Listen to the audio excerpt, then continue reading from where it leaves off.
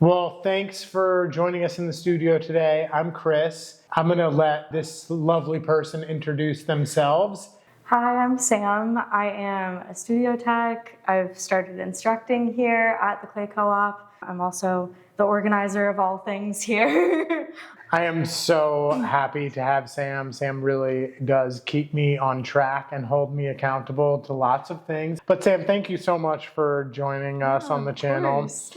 I'd love to hear, how did you find clay?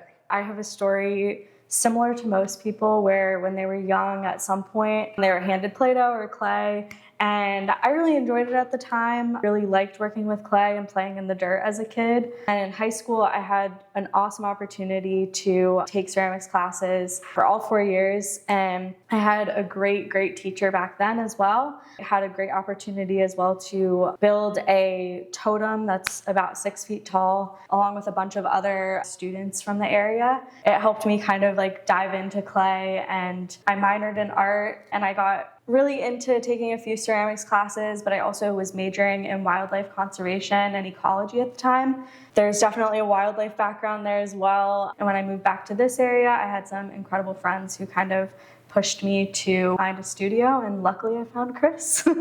That's such a great story. Sam's high school teacher was someone that I knew very well from working in other studios. She told me who was her teacher, and that connection came together. It was just like, kind of like, it felt like one of those like meant to be moments. I feel so fortunate to have you here. So thanks. I feel so fortunate to be here. Yeah. Can you tell me a little bit about what you're working on personally now? In high school, I was making a lot more sculptural work, which I really enjoyed, and I still enjoy sculptural work. But after being here and being a little bit influenced by you to work on like some functional work, I've kind of started to like mesh the two. So I've been making some kind of sculptural mugs that I really enjoy, and some also like little trinket dishes. I've been making little tiny sinks and tiny bathtubs, which have been really fulfilling to me. Work that makes me happy, I think, is what it kind of bubbles down to. I love it. I say it all the time that pots are kind of like an abstract self-portrait. And so I just find it really endearing to kind of get to know people through the work that they make. I'm a huge fan of the objects that Sam makes. Maybe she can share on the channel in the future. And then we're working on a project together. Yes. Do you want to tell the people what we're working on? Yeah, absolutely. I am incredibly excited about this, but we are working on a kids program, kind of bringing the wildlife world and the clay world together, talking about endangered species, threatened species, and why they're so important. You get to take home a little ceramic piece at the end of it. So how could you go wrong, really? It's true. And I think I love to say that I kind of use clay to kind of push my own agenda. And so this is sort of a merger between Sam's agenda and my agenda. I love animals. I love nature. But we're both so excited to bring this content. And maybe in the future, we'll make some kids videos for YouTube. Sam, can you tell me a little bit about what captivates you about the material? I think that something that's so captivating to me is how like tactile it is.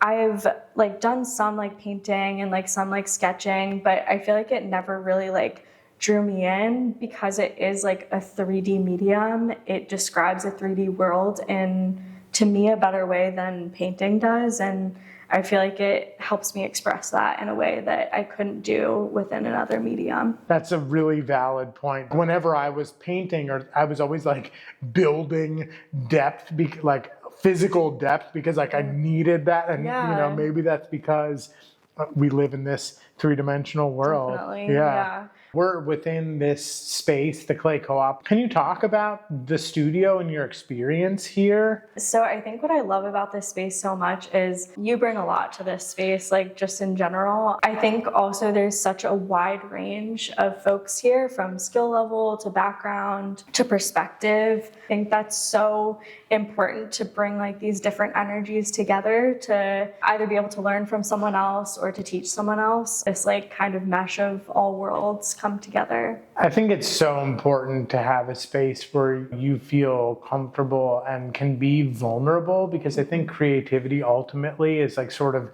being vulnerable and kind of showing something to people. I'm glad you feel like it's a place that you can do that. Yeah, absolutely. So I have a few teachers within the space that have never taught before, and I really love the idea of people grow within my space.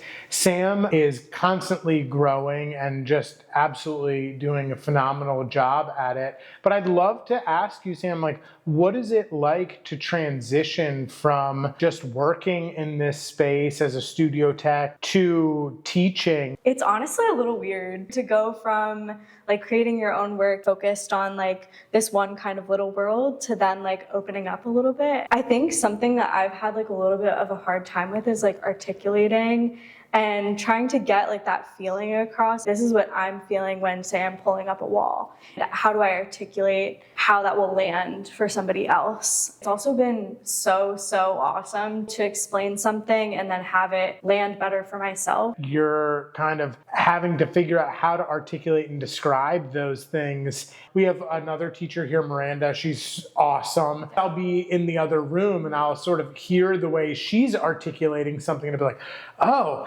that's a really interesting perspective. Or another teacher here, Will, used like an analogy with hand placement. I would talk about bisecting the center. He made it just so much more approachable. And I think that it's those things that we kind of pick up from one another that make for a really successful collaborative environment. Absolutely. Yeah. I've definitely like heard you say things in ways that I'm like, oh, like it all makes sense now. And so I try to either articulate things in different ways so that people are able to either find like one thing that lands with them or at least be open to questions and therefore get an answer that actually makes sense to them. You could describe it 10 different ways. Different people would get different descriptions. It's almost a guarantee if like one person has the question, there's probably two other people that have the question. They just don't want to ask the question.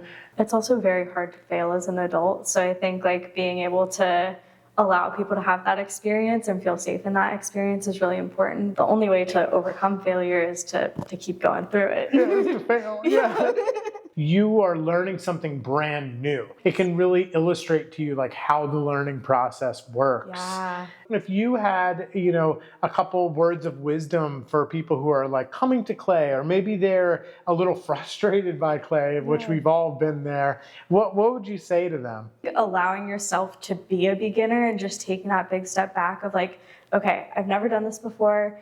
There are going to be new tips and tricks that I've like never gotten before. Getting some constructive criticism from someone into how your work can be better. Just take that moment being a beginner as I'm doing that as a teacher, basically. I think it's so helpful to be like, I'm doing this for the first time. It's okay if it doesn't come out quite right. And I'll do it again and it'll be even better next time. That's such great advice. And I think that is the ceramic process, right? Like every time you do it, it gets better. Be okay being humbled too. Yeah. And spending like a month on something and then not working out. Yes. I think. Have you watched any of the YouTube channel?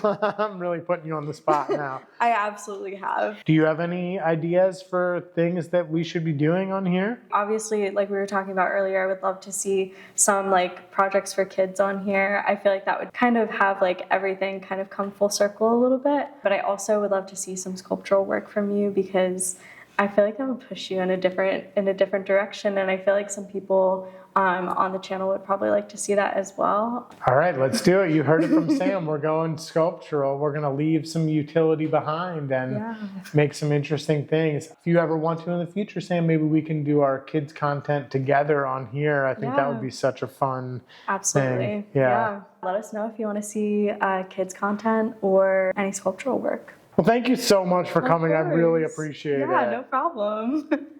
As soon as I saw that finger, I was like, I know who made that finger, like, for sure. I was like, we're in an industrial space. We don't have control over all of the things that happen here.